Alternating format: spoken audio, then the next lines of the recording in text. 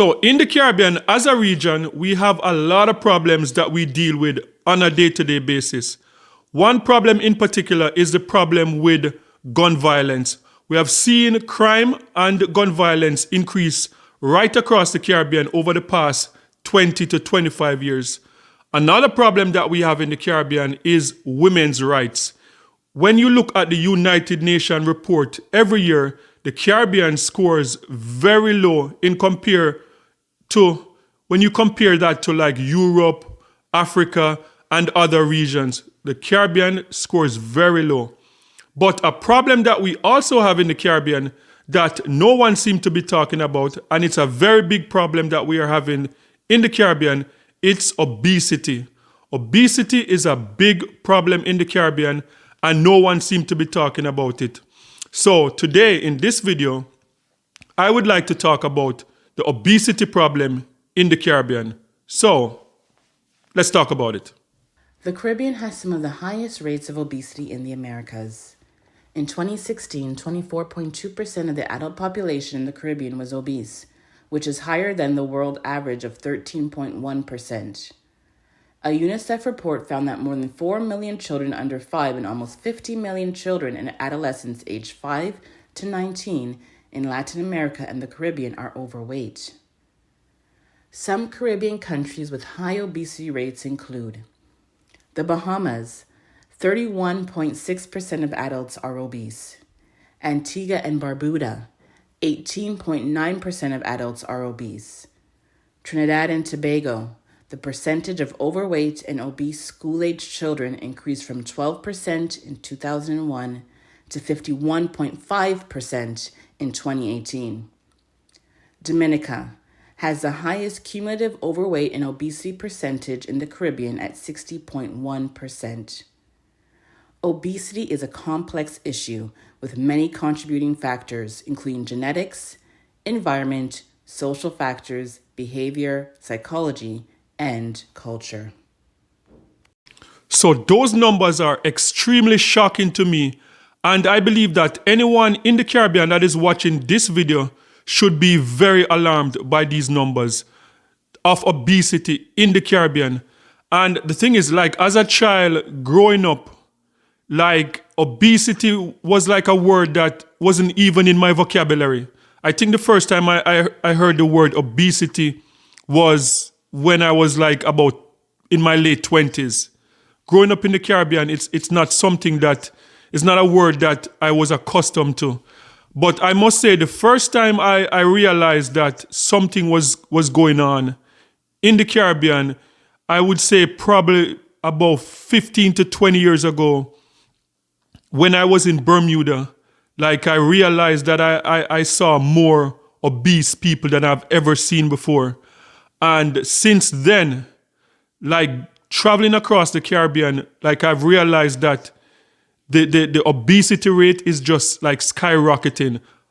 And as I said, as a child growing up in Jamaica, like, this is not something that, like, you would see people that are big in body and stuff like that. But the numbers that we're seeing now in the Caribbean, it is very alarming. And when you look at the number, the 31% in Barbados, and I think that the number that's mostly alarming to me is the Trinidad and Tobago and Dominica number, because those numbers are showing you like an increase in obesity in kids, like teenagers, young kids that, and as I said, I'll say again, like, growing up, like, kids, the thought of kids being obese was like an oxymoron. Like, kids and obesity would not be used in the same sentence growing up. So this is very alarming. And not only is it alarming because it's not something that, like, I grew up being accustomed to, like, in the 80s, like in the 70s, like, coming up. Obesity was not something that, as I said, that word was not in my vocabulary. But we should be alarmed because when you talk to health professionals in the Caribbean, like, obesity and just the things that we put in our body, what we put in our body is driving up our healthcare bill more than gun violence in a lot of Caribbean, more than car accident in a lot of Caribbean. So a lot of Caribbean islands, the number one item on our expense for like healthcare is because of what we're putting in our body. Obesity, like high blood pressure, like, young people having heart attack, strokes, like all these type of stuff that is going on. And it seemed like I've not seen any leader in the Caribbean that is really taking this as serious the way we talk about, for example, like crime, like guns coming from the United States into the Caribbean. We don't seem to be taking it as serious as we take climate change in the Caribbean, and that is something that we need to work on as a region. So the $1 million question is, what changed in the Caribbean since most of the Caribbean islands gained independence in the 1960s? What changed in 2024 going into 2025? Why there's so much obesity in the Caribbean? Well, let me tell you what changed. What changed in the Caribbean is that the labels on our food, that is the biggest change in the Caribbean.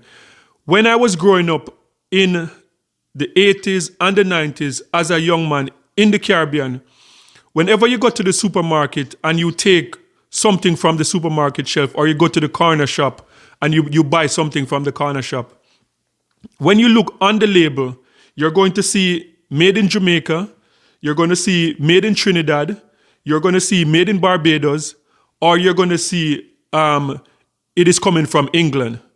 But what has changed in the past 40 years, I would say, is that over 50% of what we consume right across the Caribbean, from Trinidad to St. Vincent to Barbados to Guyana, right across the Caribbean, over 50% of what we consume in the Caribbean is coming from the United States of America and from China. And what does those two countries have in common? So the United States and China, in terms of regulations, when you compare them to other first world countries or the G20 countries, the G7, when you compare the United States of America and China, food regulations it's almost as if they don't exist. It's almost as if the FDA, the American Food and Drug Administration, is like they don't exist, because anything can go into the food in America and pretty much the same in China. But what is interesting is that China, there's not an obesity problem in China, but in the Caribbean, we seem to be grappling with the same obesity crisis that's in America. And that is because a lot of the food that we consume in the Caribbean is coming from America. And it is so obvious. Like when I go, because recently I was in Barbados, and the frustrating thing about in the Caribbean now, wherever you go in the Caribbean, Barbados, Jamaica, Trinidad and Tobago, wherever you go in the Caribbean, I'm the type of person, when I go to the Caribbean, the market is the first place I want to go. I want to go into the market. And a trend that I've been seeing in recent years is that when you go into the markets, you're seeing grapes. You're seeing seedless grapes in the markets in the Caribbean. And I'm not saying that, we can't have some grapes and we can't have some American apple and stuff like that in the Caribbean. But when you go to Barbados and when you're walking around, when you go to St. Vincent, when you go to Jamaica and you're walking around and you don't see a lot of mangoes like we used to see back in the days, you don't see a lot of sapodilla, you don't see a lot of what they call golden apple or nesberry and June plum and stuff like that. Those are in the minority now in the Caribbean. The fruits that you're seeing in the Caribbean now are mostly American fruits. And to me, that is disheartening, because as I said, that was my experience. Like this year, going to St. Vincent, going to Barbados, I saw way too much American fruits. And growing up as a child in the 80s in the Caribbean, you would not see American fruits in the market. Never. In the 80s, in the 70s, you would never see American fruits in the market. You'd have to go uptown to one of those fancy supermarkets in order to see American fruits. And the same thing with a lot of the stuff like chicken nuggets and you see all of these the cup noodles, you see the mac and cheese and all of these stuff that you see on the supermarket shelf. You go into the supermarket in the Caribbean and you look at the labels and you're no longer seeing Trinidad labels being dominant in the supermarket. You're no longer seeing Jamaica, Barbados label being dominant in the supermarket. Everything is coming from the United States of America and China. And I believe that is the main reason why we're experiencing this obesity crisis in the Caribbean. And I believe that CARICOM need to come together and to see how we can go back in terms of manufacturing.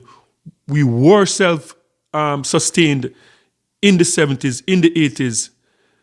You know, I remember in 1988 when the Gilbert storm, that was the biggest storm in Jamaica, in the Caribbean up until that time.